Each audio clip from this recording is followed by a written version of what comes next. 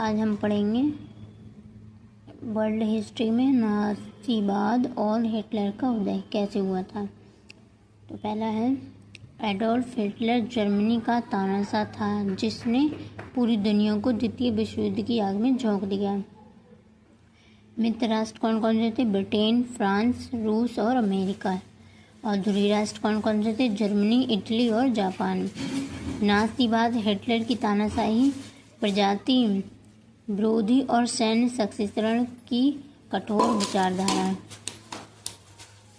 1945 में जर्मनी ने मित्र राष्ट्रों के समक्ष आत्मसमर्पण कर दिया।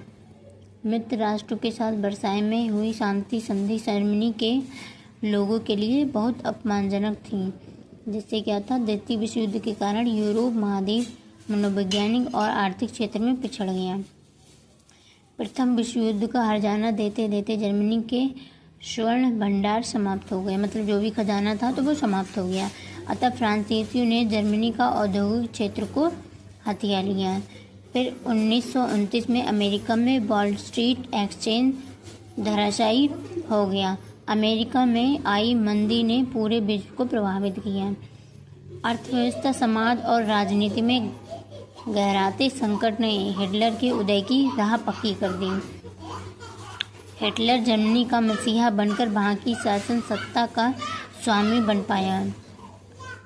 उसने नाज़ीवाद को बढ़ावा दिया। हिटलर ने विशेषाधिकार अधिनियम पारित कर तानाशाही शासन तंत्र जर्मनी पर थोप दिया। उसने इसे सुदृढ़ बनाने के लिए गेस्टापो, जो क्या था, एक गुप्तचर संगठन था, उसकी स्थापना की थी।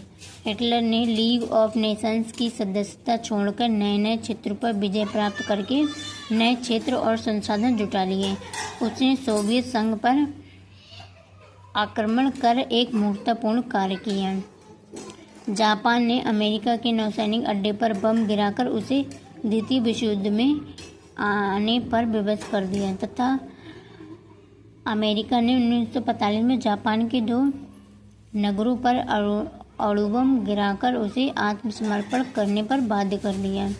नाज़ी सरकार ने यहूदियों का पूर्णतः सफा करने के लिए उनका नरसंहार प्रारंभ कर दिया। नाज़ियों का नस्लवाद, हत्यारा स्वभाव और नरसंहार नस्ली कर्मलोक कहलाता था।